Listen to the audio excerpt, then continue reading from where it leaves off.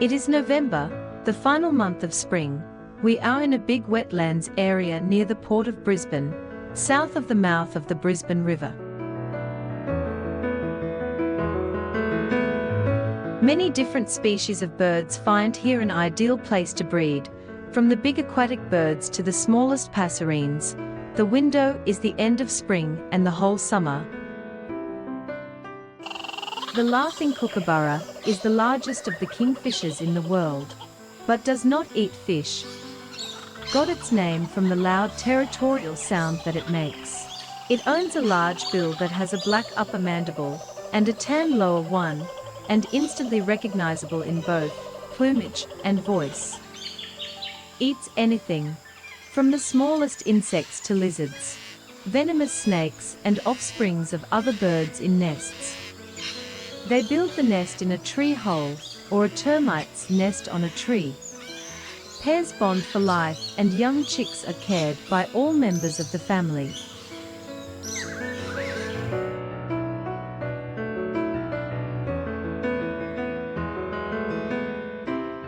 Nearby, a pair of white-breasted wood swallows also are about to breed. Wood swallows are a frequent sight on early morning or late afternoon, from cities to the outback, perched over the areas they catch insects on the wing, generally woodlands and wetlands. They are not related to swallows but to blackbirds like butcherbirds, currawongs and the Australian magpie. The white-breasted wood swallow builds a shallow, bowl-shaped nest from grasses, roots and twigs, lined with fine grass. The nest is placed in a tree fork, hollow stump, or inside the abandoned nest of a magpie lark, in this case on a paperbark tree on a swamp. On a grassy area nearby, on an artificial pole built for the purpose. A pair of osprey breeds twice a year. Fish nearby, and a safe environment does it all. They are most of the year in breeding phase. The more widely known ibis is the Australian white ibis, once believed to be related to the African sacred ibis, but it is an Australian native bird. They tend to be opportunistic scavengers, are spread in urban areas like pigeons are in other main cities in the world. They start breeding early in spring in many areas. Here in the wetlands are on the bush and small trees around the ponds. Ibises built platforms. Since they are colonial birds, they make them close, sometimes too close. The proximity and the stealing of materials cause many disputes. 20 kilometers south, in a big park beside the Tingalpa Creek, 2 lagoons and big trees are a familiar sight to host many birds. The noisy miners breed in colonies, and several broods may be reared in one season. The female constructs the nest and incubates the eggs alone, but both parents care for and feed the young birds. Additional helpers also feed the young. Interestingly, these helpers are almost always male birds. Spotted a bird going frequently to a tree, and, based on long experience, it seemed likely that there might something promising there. Yes, it was. The female was giving the last touches to the nest.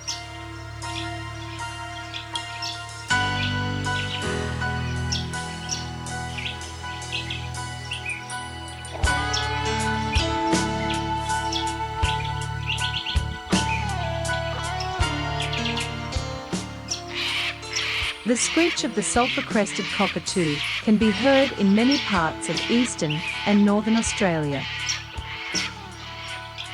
They are found in a variety of timbered habitats and are common around human settlements.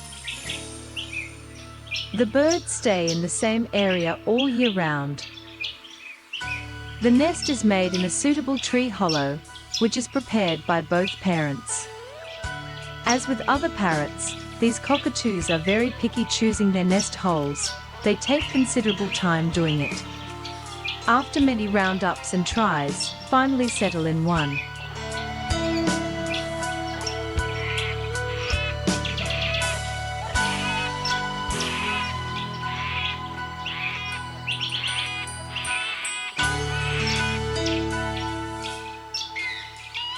The dusky moorhen is a medium-sized dark grey-black water bird, with a red bill and a red facial shield. Besides Australia, it is also encountered in Southeast Asia and India. Normally it is seen in wetlands together with the purple swamp hen and the Eurasian coot. Feeds on algae, water plants and grasses, as well as seeds, fruits, mollusks and other invertebrates. During the breeding season, the dusky moorhen forms breeding groups of 2 to 7 birds, with all members defending territory, building nests, and looking after young. Their dedication to breeding and the care of the young is notorious. The nests are generally floating platforms, made out of reeds and other water plants. The nest we will follow is made over a tree stump on water.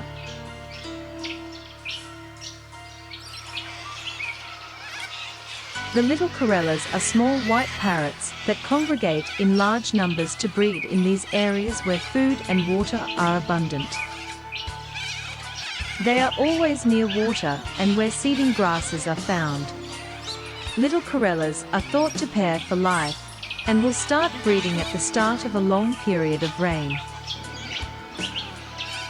The nest site is a suitable tree hollow, lined with shavings of wood. The striking colors, his aggressive territorial behavior, the high-pitched sounds, the tireless search for food and their abundance, make the rainbow lorikeet unique. Unmistakable among all species of Australian parrots, the real joker of the avian world. They breed in these woodland areas in large numbers. Small holes are suitable for them and pairs are seen on most trees.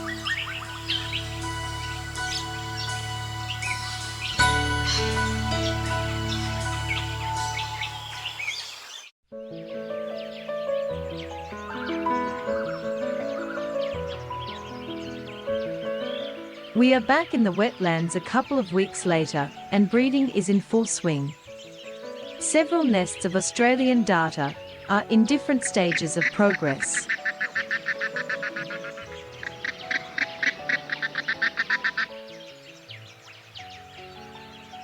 The same occurs with the cormorants.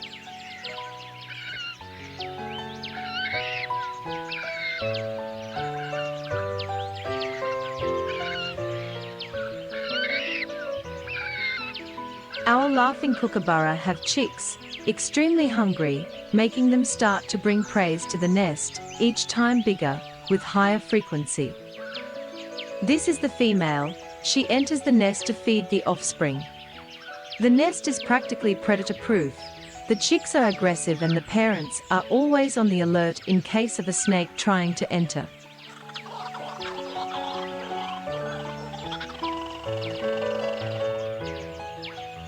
The male stops at the entrance to do the same. It is not a matter of the size of the bird, though, they are about the same.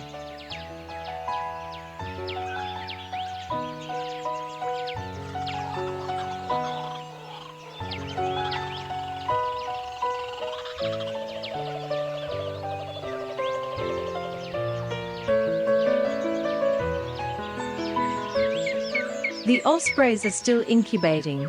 They give touches to the nest, switch sides on the eggs, and this will go for a while. Big birds' eggs take long to hatch.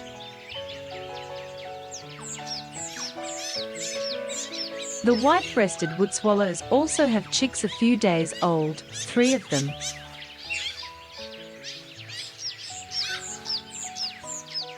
At the beginning, the parents stay on the nest to protect the newborns.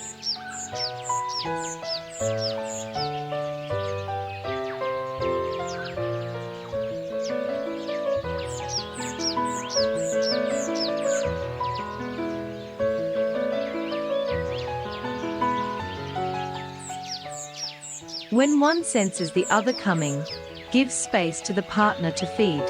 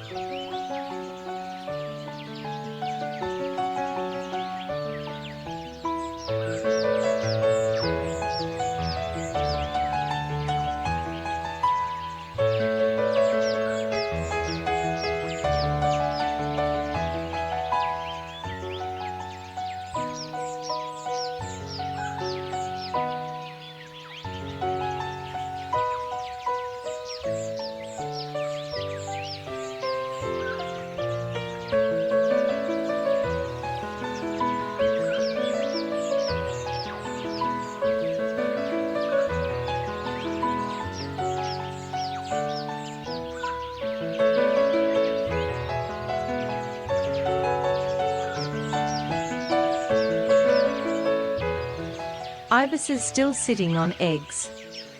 The one of the right trying to avoid any confrontation with the couple on the left. Another couple nearby is on the same business.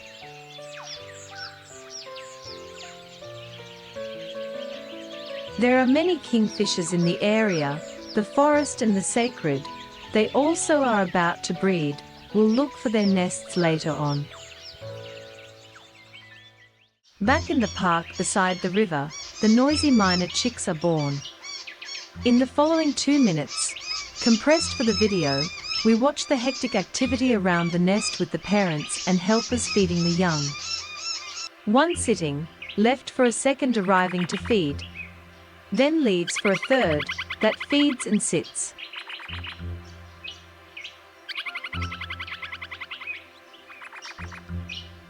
A fourth arrives. A fifth. A sixth.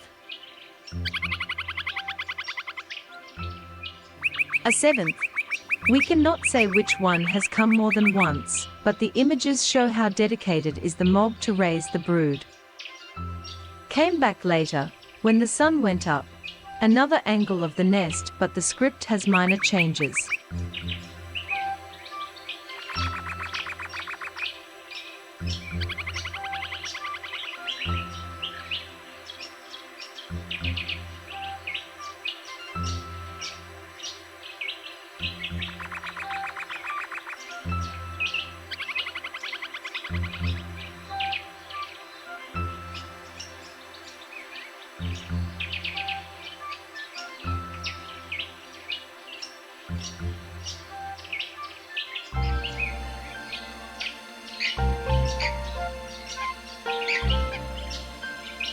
The dusky moorhen has 3 chicks in her tree trunk nest. When the chicks are small, still on the nest, she does not leave them alone. She stays there to be fed from some of the members of the breeding group, and then she gives the food to the brood. Normally the nest is a floating platform, or is made on something just above the water. In this case, the feeding looks more likely a juggling act, previously rehearsed by the characters. In fact, they improvise and are very good at it, hence the success of the species.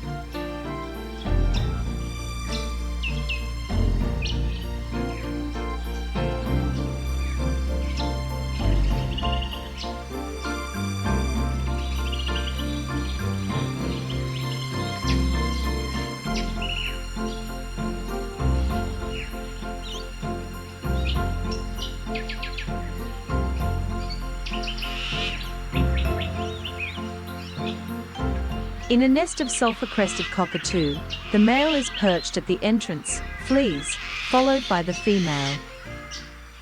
In another, the female is perched at the entrance, the male arrives, switch positions, displays, and later the female goes in, the male stays on guard.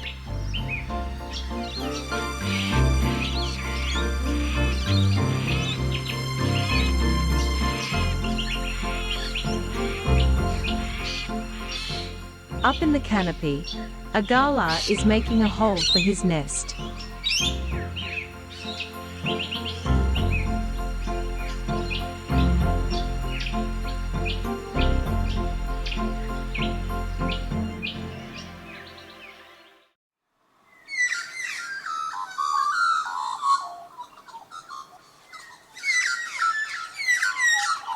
Back at the wetlands, the laughing kookaburra go hunting. A big worm is about to be delivered.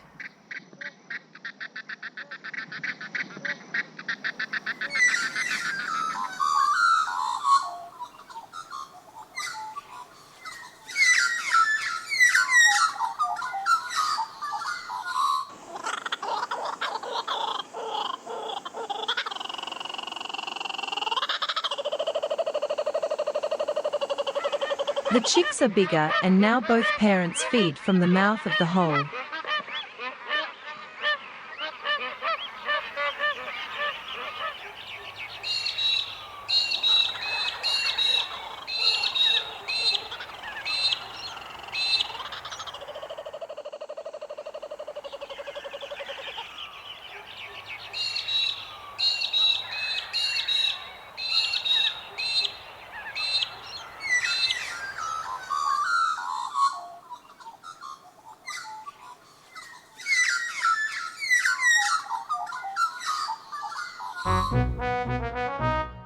The parade is endless.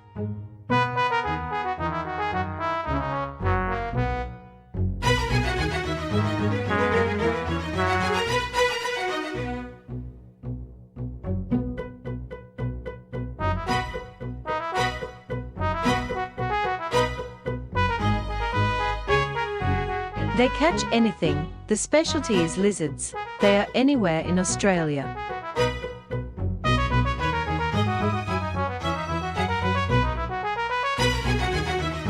The big dish is snakes.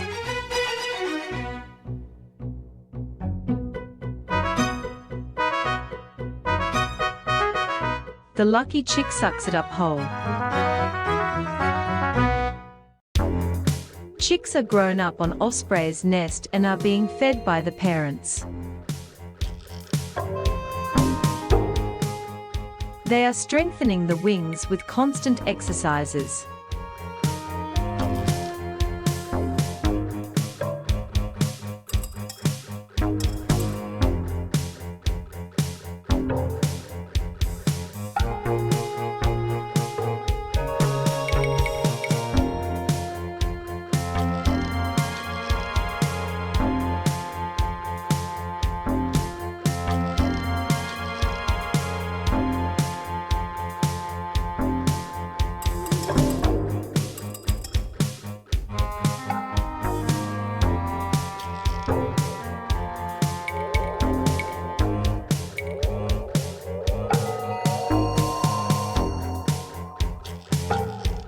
At the right moment, they begin to fly and return to the nest till the day arrives, when they leave it forever.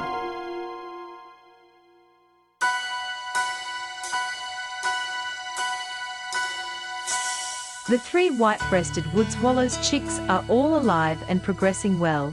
Good strategy of the parents to place the nest on the melaleuca tree, with the trunk inside the water.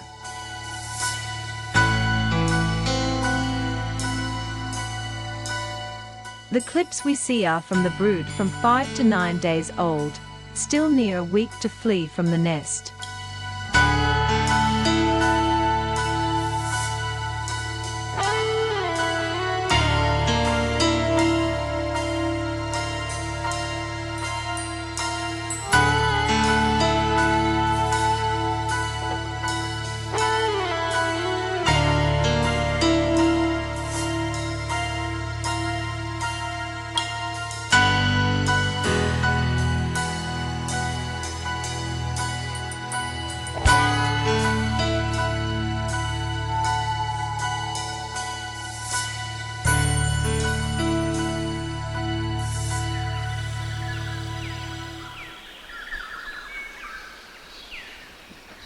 The ibises on the right have 3 small chicks to feed.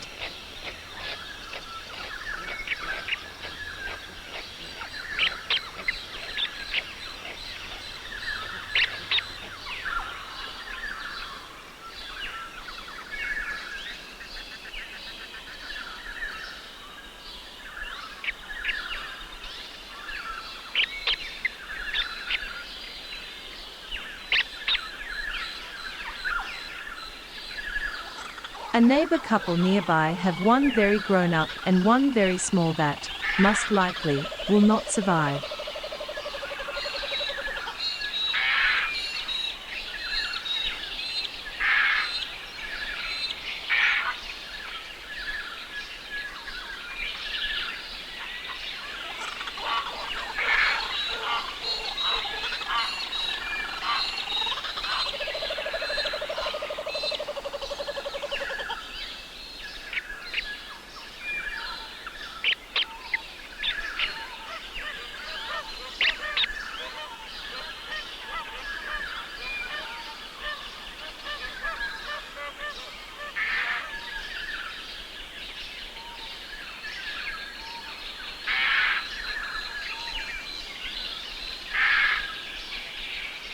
Still another couple in the colony have two left to care for.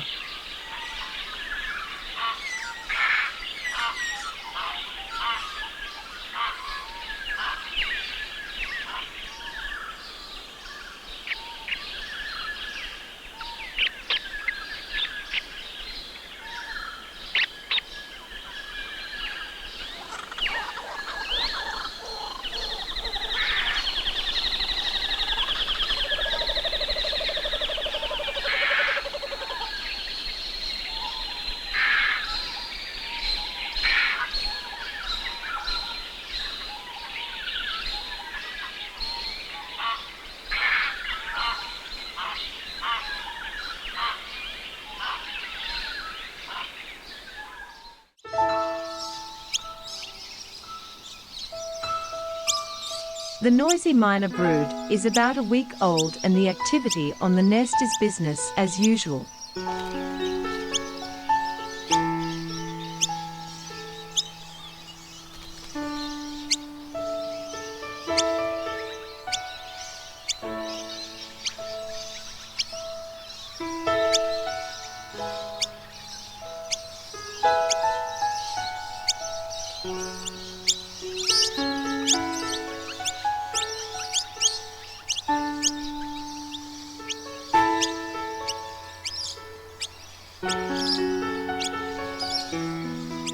Sometimes one might think that they are fighting, it looks like that.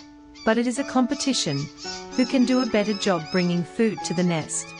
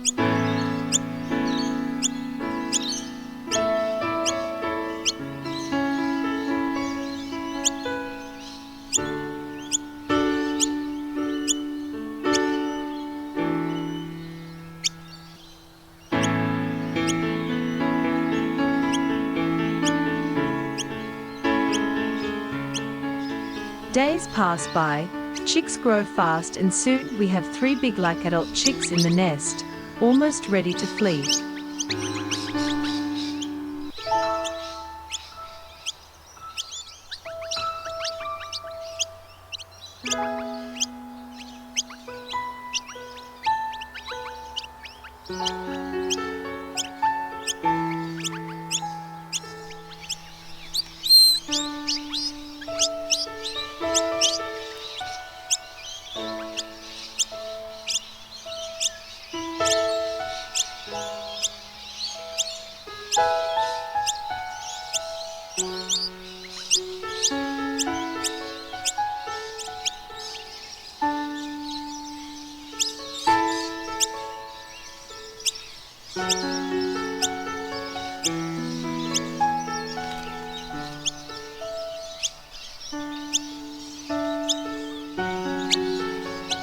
We thought that it might be the day, looking at the behavior of the brood and the adults, but it was not. The next day we arrived at dawn and one chick was gone.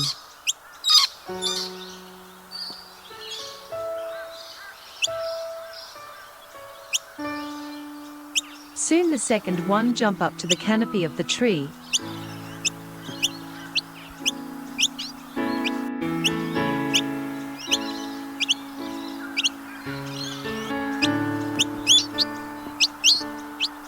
We stayed with the third, who, encouraged by the calls, finally went out, very slowly and cautiously.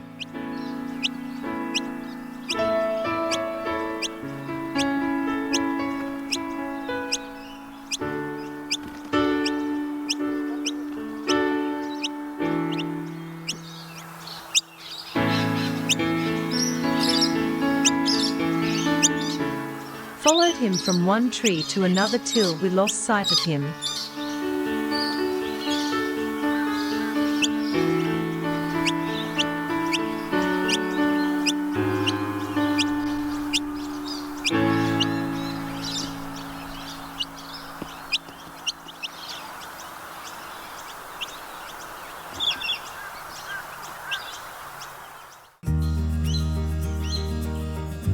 Back to the kookaburra nest, the chicks peek out and are called by the parents, not bringing them food to oblige them to jump, but as before with the miners, that was not the day.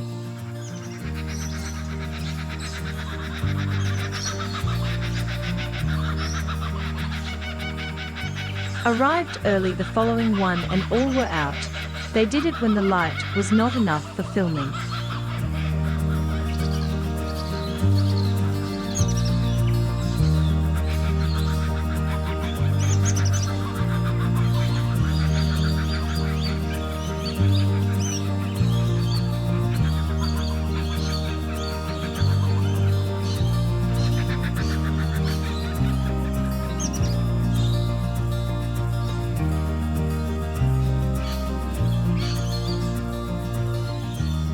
We followed them till we were able to do so, till we lost sight through the forest.